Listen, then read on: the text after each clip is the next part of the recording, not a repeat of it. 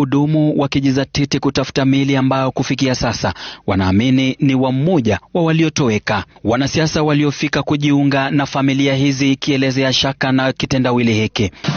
I want to go on record so the country may know that actually there is a body that was brought here and it's on the record alongside the body tagged 2390. There is a body tagged 2360, which even the morgue operators are unable to say where that body is. It's on the record, but nobody knows where the body is. Tumebaini kuwa tarehe 18 Disemba mwaka 2024 mwili uliopatikana eneo la Njiru ulifikishwa katika makafani ya City saa 11 jioni na maafisa kutoka kituo cha polisi cha Obama eneo la Kayole. Siku moja baadaye maafisa wa polisi kutoka kituo cha polisi cha Ruai wakafikisha mwili mwingine tarehe 19 saa 12 jioni, na baada ya dakika 50 mwili wa tatu ukafikishwa katika makafani hayo ya City saa 12 na dakika 50 na maafisa wa polisi kutoka kituo cha polisi cha Molem wakifikisha mwili ambao uliorodheshwa kupatikana mtaa wa Molem Dandora.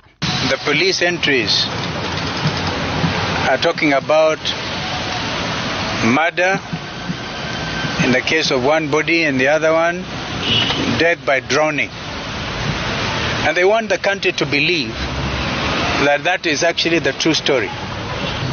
And I repeat, nobody can wish away this whole matter of killing by the state, and they want us to believe it is not them. Now we are calling it as it is: abductions and killing by the state sponsored. Kinara wa Wiper Kalonzo Musyoka pamoja na wanasiasa wengine kutoka upinzani wanaitaka serikali sasa kusema ukweli. Welcome to the bold analysis, ladies and gentlemen. I'm shooting this video in the beautiful city of Kisumu. We finally buried Charles yesterday in Semekwe village. And that is why I was in this side of Kisumu, and thank you very much for that. I'm going to share with you that video at the end of this analysis. Thank you. Congratulations to all of us for the 2.5 years of political analysis. We've clicked 100,000 subscribers. Asanteni sana. 2 years of political analysis and philanthropy, standing with the community when we are called to.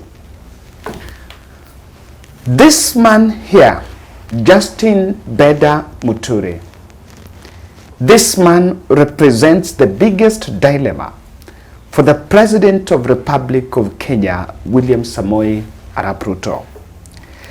As a disgruntled father, he has questioned the state's silence on the spate of abductions in this country, remembering well that himself he was a victim of that abduction. Despite of calls to resign, he stays put. Uninvited in cabinet meetings, he stays put. Knocked out of critical ministry meetings, Muturi stays put. But on one end, he continues to press the button, asking the president question that men and women around the State House will not dare ask William Ruto.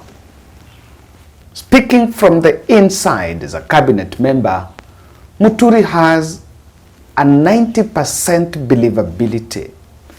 The questions Muturi is asking, if asked by an outsider from the opposition, he can be brandished, someone who is just saying because the questions are led by hate, because of hate. But speaking from within, Mwananchi believes Muturi. So, despite of that cause, he's made a question on Commission of Inquiry. Today, I want us to look at some reactions here and why Ruto can't, or Ruto have declined a move to probe the abductions. Kindly subscribe to our channel.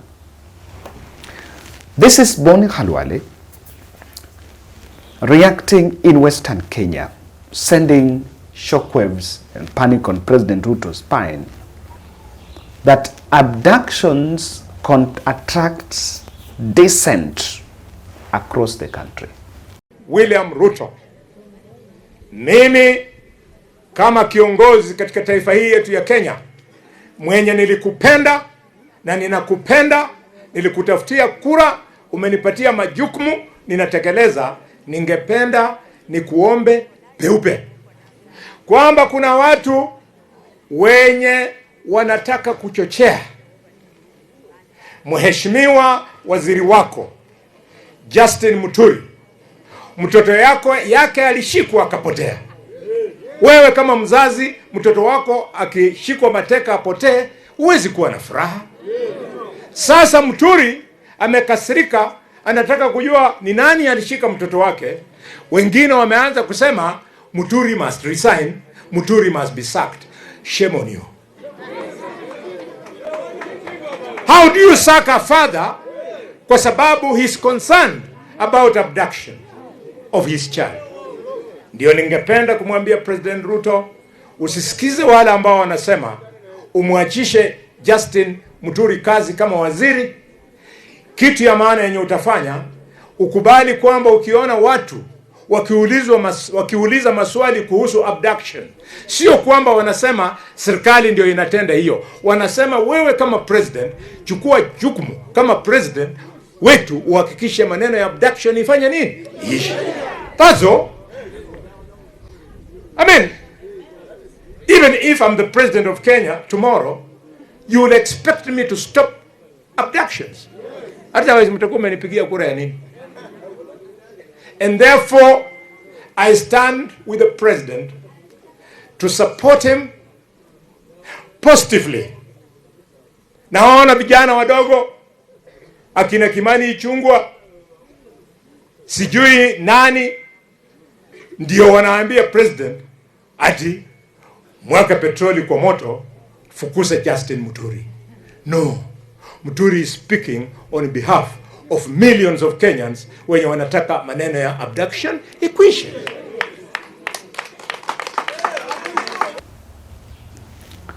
And it is very clear that if you sack Muturi because of asking your questions on abductions, then remember, you don't just knock yourself out of Muturi's Mount Kenya constituency, but also the country.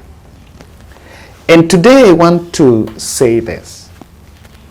I have seen unsuccessful attempts to say Muturi is disrespectful to the president.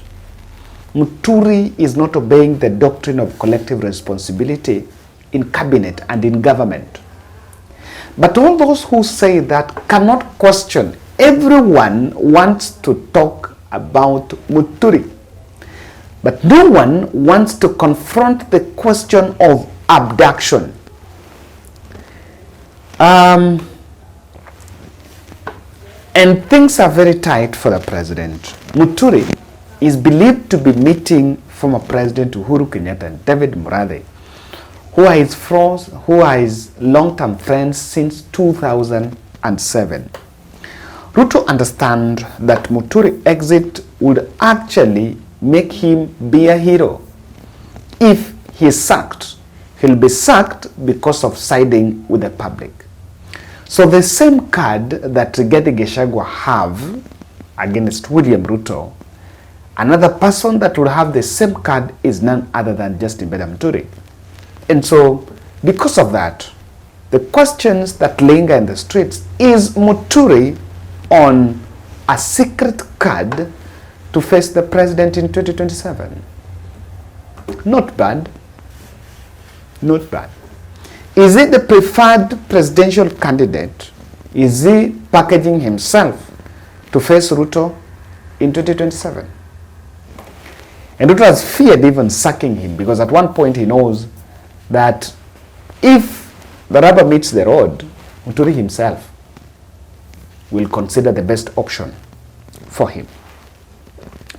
Ruto handlers are spinning several narratives to absolve the president from all this. But this attempt by Kiborek to attack Muturi in Embu backfired badly. Nilikuwa naambia juzi Mheshimiwa Raila kwa macho ya kwamba hii wa Kenya wanataka kuweka pressure rais yetu afanye ile vitu haikufanywa na Uhuru Kenyatta na Kibaki na Moi na Kenyatta kwa miaka 60. Unataka mtoto ya mtu afanye na miaka 2. Inawezekana kweli? Hata kama ni wewe, hata kama ni kukatia DEMS ni hivi, mimba miezi 9 nini alafu inasonga tukienda hivyo. Ya mwisho nilisema ya kwamba nilisikia kiongozi moja ambaye alikuwa speaker ya Jamhuri ya Kenya akisema, akikiriza serikali na akasema anataka commission of inquiry.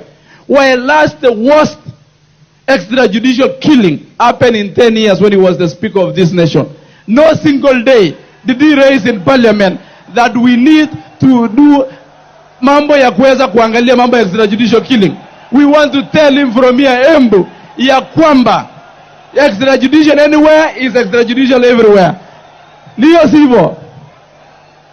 Tunataka tukubaliane ya kwamba hii taifa letu la Kenya lazima tusonge kuanzia kule upande ya Turkana hadi Baringo hadi Embu hadi Mombasa. Sisi wote ni wa Kenya, na niwaambie naibu ya rais wa Kenya Kithure Kindiki ya kwamba hakuna kiongozi mtoto ya mgongo na hakuna watumbo. Huyu Kindiki ni kiongozi wetu kama wale viongozi wengine. Huyu Kindiki ni kiongozi ya Jamhuri ya Kenya kama wale watu wengine. Hakuna kiongozi wa tumbo na hakuna wa mgongo. Sio?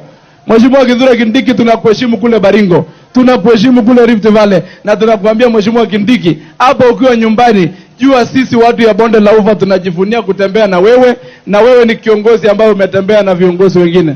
Asanteni sana. Aya, nataka kuuliza wazungumzaji wengine kwamba tuongee mambo ya bodaboda. Tuongee mambo ya bodaboda kwa sababu mambo ya bodaboda na maendeleo ndio imetuleta hapa. Ama namna gani?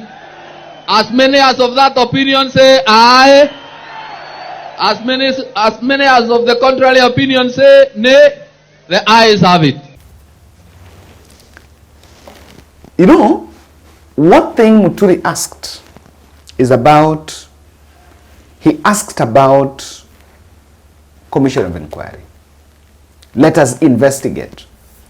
Now, I've had, and I'm going to play you several other videos. I've had people talking. No one is talking about let us investigate. Even that MP is talking about these things used to happen 10 years ago. He's heckled in front of that Kindeke, and is heckled by people that have given those jackets, those boda people that have given those jackets. They are now rekindling those moves of meeting boda groups and this and that. Those political gimmicks, they have started them. Those are people they paid to attend there. They were given some daily stipend and those leather jackets, those jackets. But they still emerge and say no when you talk about abductions. So, clear report. You will understand everyone is talking about this, but no one seemed to take Ruto head on and tell Ruto, let us investigate.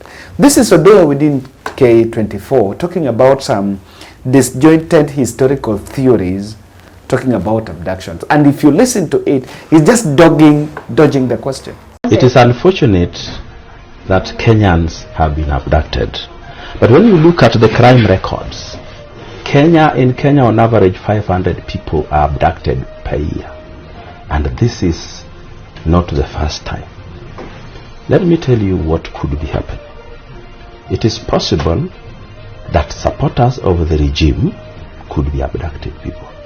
It is possible that the criminals could be abducting people. But it is most likely that political players are abducting people so as to blame it on the government. In the 60s, there was a case in Siaya where two political protagonists were headed neck to the ballot. what does one do? He kills his own chief campaigner to blame it on his opponent. And true, he won the race. Because the populace generally do not have time to think, do not have time to reason on anything logical. You tell them something logical, they take it as it is.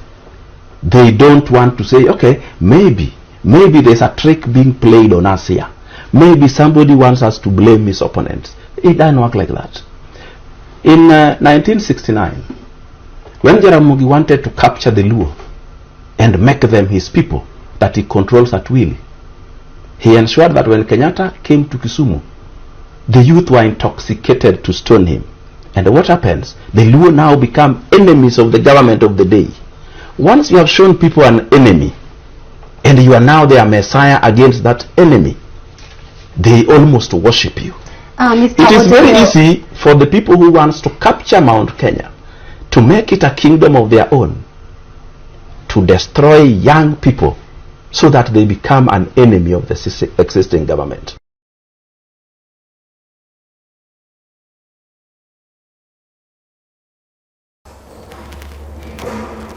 So these people, you will understand, no one is giving a solution.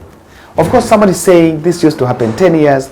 The other person is saying, you know, the opponents can do it. Whichever way, whether it happened 10 years, whether it is opponents who are doing it, who is supposed to investigate? It is the state.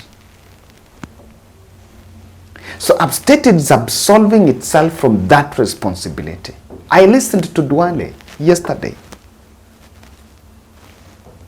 This is Duale struggling to explain himself, and you realize he can't use the word, he can't mention the word abduction. So you attack Muturi resign. You know, that song of Muturi resign is now monotonous. You don't seem to give a solution. So you should tell the president, yes, Mr. President, Muturi is saying this and that, but what should we do? The government doesn't have a position. They're staying in a very lame, dark comfort zone, in a very weak comfort zone that, you know, it is not us. Saying it's not us is not enough. If it is not you, then who? Because the person who is supposed to give the answer is the state. I pour, and you'll understand, the president and the team, they're so keen on not investigating these abductions. No investigations are going on. I'm telling you, when the police bosses appeared and that deputy was supposed to explain about the standard where the investigations have reached, there is no investigation going on about abductions. Why has Ruto declined to sanction investigations on abductions? IPOA gave a statement and they said they can't investigate for two reasons. They don't have enough personnel. Number two, the police have said they are not the ones responsible, so they cannot investigate. So in this question, and that is why we just want to give very straight answers on why Ruto have declined investigations on abductions. Three things going on. Number one, the police chiefs would really throw NIS under the bus. You know, there is some immunity that NIS have. They cannot be prosecuted, they don't go in public, they don't do blah blah. But police chiefs are in public and the ones that are being condemned. If you open an investigation and through that inquiry they swear affidavit and spill the beans on what they know, because you will be asked, yes, it's not you, but what do you think? You know, court cannot ask you what you think, but a commission of inquiry will ask the police bosses, what do you think? How does it happen? Who is behind it? So that is one factor that is here, that police chiefs are a bit annoyed of what is going on. Number two, abductions is actually a secret tool of crushing dissidents. And I'm afraid, even to the last day of Kenya heading to an election, we might still witness abductions. We might still witness abductions. They're not going to end. I'm a bit afraid that is where we are as a country. And again, I think with sufficient grounds that the state is behind abductions, that is a ground of removing the president in 2027 or even before. that is a sufficient ground of removing the president. And I think that is why they cannot play. President Ruto has declined on probing abductions. Thank you.